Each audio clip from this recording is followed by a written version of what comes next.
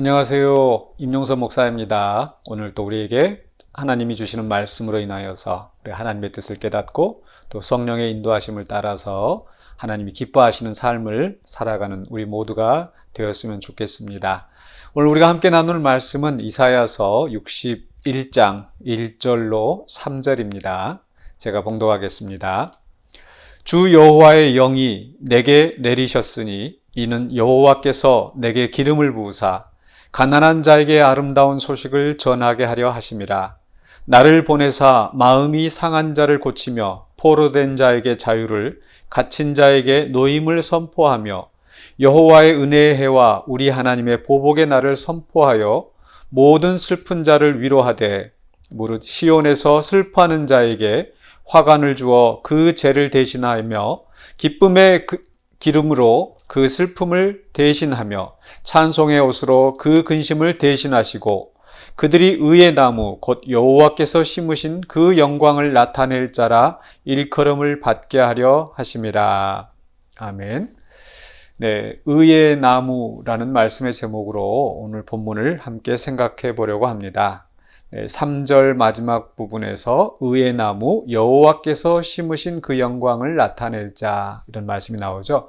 바로 그 구절에서 이 제목을 가져왔는데요. 바로 앞에 60장에서는 하나님께서 때가 되면 이루시리라, 우리의 구원을 이루시는데 그 구원으로 말미암아 우리가 전에는 하나님의 진노를 받는 불쌍한 자였으나 이제는 그 하나님의 구원으로 말미암아 이제 복된, 또 하나님께서 우리와 영원한 빛으로 함께 하시고 또 하나님이 주시는 복을 누리며 살아가는 그런 영광스러운 구원의 공동체가 된다라는 그런 내용을 우리가 생각해 보았습니다. 그리고 나서 이제 61장에 들어와서는요, 그 하나님이 이루시는 그 구원의 핵심적인 역할을 하는 그 존재가 나옵니다. 바로 1절에서 61장 1절에서 주 여호와의 영이 내게 내리셨다. 바로 1인칭 단수 나가 등장합니다. 그리고 계속해서 이는 여호와께서 내게 기름을 부으사, 기름을 부어서 가난한 자에게 아름다운 소식을 전하게 하려 하심이라. 네, 이 아름다운 소식이라 하면은 이제 복음이죠. 이 복음. 바로 이사야서 40장 1절 시작하면서부터 너희는 위로하라, 내 백성을 위로하라. 또 가서 또 시온에게 아름다운 소식을 전파하라. 또 하나님이 통치하신다 하라. 계속 이 복음이 나오는데 바로 이 복음을 전하는 자가 등장을 합니다. 근데 그 복음을 전하는 자가 누구인가? 바로 여호와의 영이 내게 내리셨고 또 내게 기름을 부으사, 하나님의 기름 부음을 받은 자죠. 네, 하나님의 기름 부음을 받은 자라는 것은 그 히브리어 말로 하면은 그 글자 그대로 메시아라고 우리가 알고 있습니다. 또 헬라어 신약 성경에 쓰이는 용어로는 그리스도이죠. 하나님께서 특별한 일을 위하여서 구별하시고 선택하셔서 기름 부으신 자.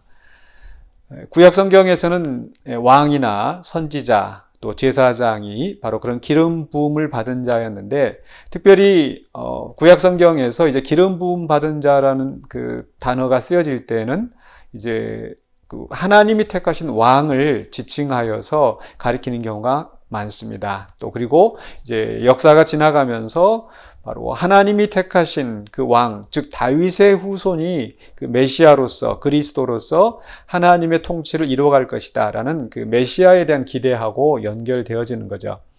그래서 이 61장 1절에서 여호와의 영이 내리시고 그에게 기름 부음을 받은 자, 여호와께서 기름 부음을 받은 자라고 하는 것은 바로 다윗의 후손으로서 하나님의 통치를 이루는 그 이상적인 통치자를 의미합니다.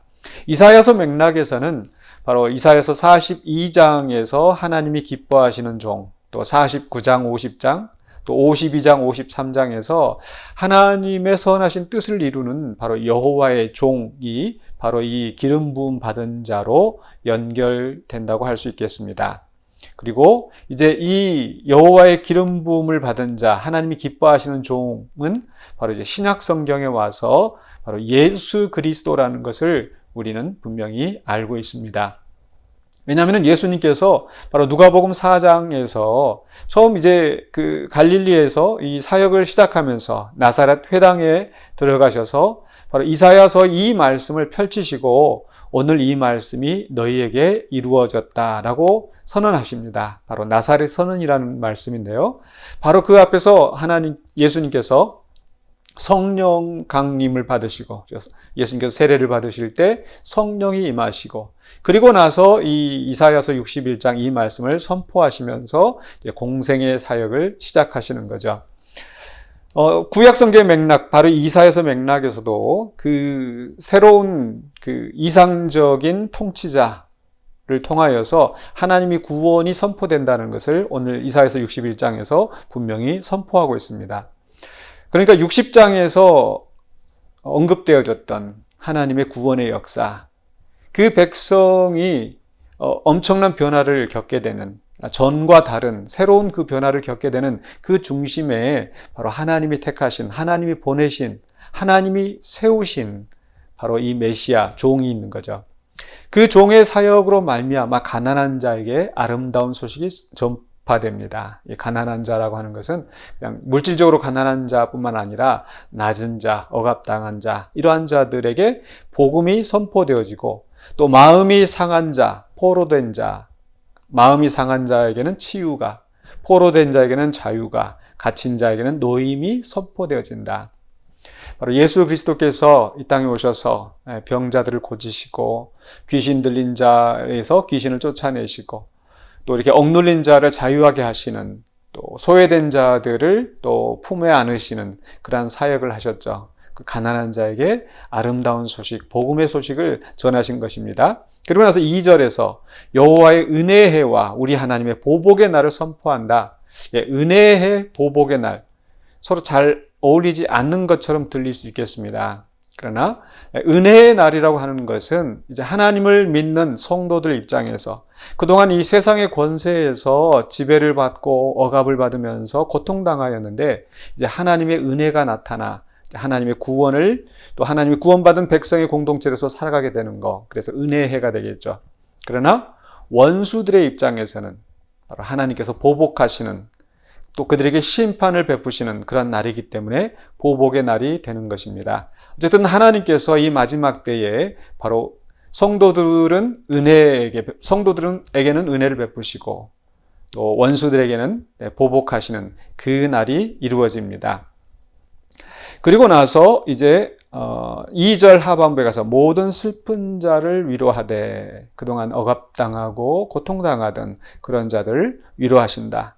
또 3절에서 다시 한번 무릇 시온에서 슬퍼하는 자에게 화관을 주어 그 죄를 대신하고, 기쁨의 기름으로 그 슬픔을 대신하며 찬송의 옷으로 그 근심을 대신하시고, 우리가 복음 찬송에서 자주 부르는 슬픔 대신 죄 대신 화관을, 또 슬픔 대신 기쁨을, 근심 대신 찬송을 내게 주셨다. 우리 그런 그 가사 기억나시죠? 바로 그 복음성가가 바로 이 말씀에서 나온 것인데, 바로 예수 그리스도로 말미암아 이루어진 하나님의 구원, 바로 그 구원 때문에 이제 우리의 삶이 변화되어졌다는 겁니다. 그래서 슬퍼하던 자에게 위로가, 근심하던 자에게 찬송이 넘쳐나고, 또 그전에는 심판당하여서 죄를 뒤집어 쓰고 있던 사람들이 이제는 화관을 쓰고 즐거워하는 그런 모습으로 변화된 거죠. 그런데 더 놀라운 것은 이렇게 단지 그 억압된 상태에서 풀려나는 해방, 그것이 구원의 전부가 아니라는 겁니다. 저는 오늘 그 말씀에 좀 집중하고 싶은데요. 바로 3절 마지막 부분에서, 바로 앞에서는 죄 대신 화관을, 슬픔 대신 기쁨을, 찬송, 근심 대신 찬송을 이렇게 한 다음에 마지막에 마무리가 그들이 의의 나무 곧 여호와께서 심으신 그 영광을 나타낼 자라 일컬음을 받게 하려 하심이라. 단지 우리가 억압된 상태에서 이제 해방되어지고 슬퍼하던 자가 기뻐하게 되고, 그런 수준이 아니라 우리의 신분이, 우리의 역할이 회복되어지는 겁니다. 어떻게 회복되어집니까? 의의 나무가 된다라는 거죠. 하나님의 영광을 나타낼 자가 된다는 겁니다. 하나님의 백성이 범죄하여서 심판을 당할 때는 하나님의 영광이 가리워졌습니다. 하나님의 이름이, 거룩한 이름이 더럽혀졌습니다.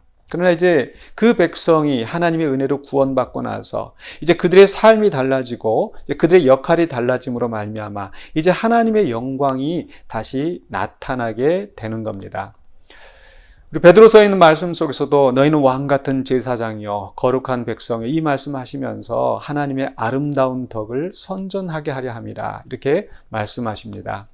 우리가 구원받은 것은 단지 우리가 복락을 누리고 그러니까 진노 심판에서 우리가 복락을 누리는 그 정도 선에서 그치는 것이 아니라 우리는 하나님의 영광을 가리우던 자에서 하나님의 영광을 나타낼 자로 변화되는 겁니다. 바로 이것이 하나님이 우리를 애초에 심으신 목적이었어요. 그래서 여호와께서 심으신 그 영광을 나타낼 자.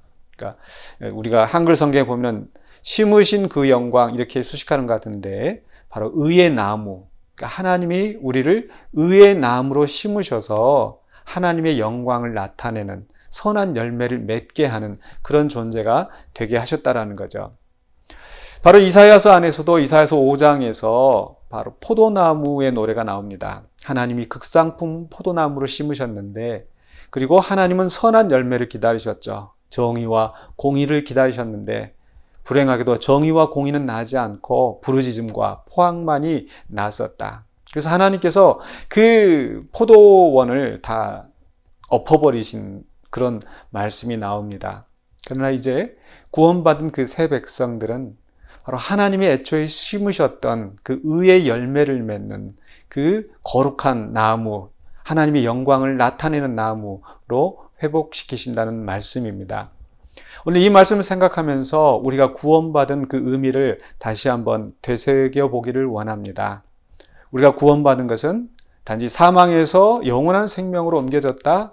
네, 굉장히 중요한 말씀입니다. 우리가 소망을 굳게 하는 굉장히 중요한 말씀인데 거기에서 그쳐서는 안 된다라는 거죠. 우리는 바로 하나님의 영광을 나타낼 자로 회복되어졌고 그것이 우리 인간의 본분이라는 것을 기억해야 되겠습니다. 그 말씀은 우리가 구원받은 자로서 이제 어떻게 살아야 될지, 즉 죄에서 구원받은 그 자체, 사망에서 구원받은 거기에서만 끝나는 것이 아니라 이제 내가 오늘 죽어도 나는 구원받았으니까 이제 천국에 간다. 거기에서만 그치는 것이 아니라 나의 하루하루 삶 속에서 나를 통하여서 하나님의 영광이 나타내는 그러한 삶을 살아야 된다는 거죠. 그것이 바로 하나님께서 우리를 애초에 창조하셨던 목적이었었고 이사야서 안에서도 내 백성은 나의 찬송을 부르려 합니다. 또 이 백성을 가리켜서 너희는 나의 증인이라 이렇게 말씀하셨던 거죠. 이것이 하나님께서 이스라엘 백성에게 원하셨던 삶의 모습이었고 또 우리 하나님의 형상으로 지음받은 우리 모든 인간에게 원하시는 삶의 모습이었습니다. 아담과 하와의 범죄로 말미암아 그것이 왜곡되어졌지만 이제 예수 그리스도 안에서 우리가 다시 우리가 하나님과의 관계가 회복되어지고 하나님의 종으로서 하나님이 심으신 의의 나무로서 다시 회복되어졌기 때문에 이제 우리의 삶 속에서 하나님이 기뻐하시는 의의 열매를 맺는 저와 여러분이 되시기를 주의 이름으로 간절히 축원합니다. 기도하겠습니다. 사랑의 주 하나님 감사합니다. 죄악된 본성으로 말미암아 하나님 앞에 범죄하며 끊임없이 하나님을 근심하게 하고 하나님의 영광을 가리우고 살아가는 우리의 모습들이었습니다. 그러나 이제 예수 그리스도 안에서 거듭나 우리의 슬픔이 기쁨이 되게 하시고 우리의 죄를 뒤집으셨던 우리가 이제는 그리스도 안에서 화관을 쓰고 그리스도와 더불어 왕노릇하는 우리가 되었습니다. 이제 구원받은 자로서 우리가 교만히 또 여전히 죄에 매여 살지 않게 하여 주시고 겸손하게 하나님의 뜻을 구하며 또 하나님을 사랑하고 이웃을 사랑하며 하나님의 영광을 나타내는 신실한 주의 백성으로 살아가게 하여 주시옵소서. 오늘 또 우리에게 주신 하나님의 귀한 삶의 기회를 우리가 헛되이 버리지 않게 하여 주시고 온전히 주님이 기뻐하시는 거룩한 산제물로 드려지는 하루가 되게 하여 주시옵소서. 예수 그리스도 이름으로 기도하옵나이다. 아멘.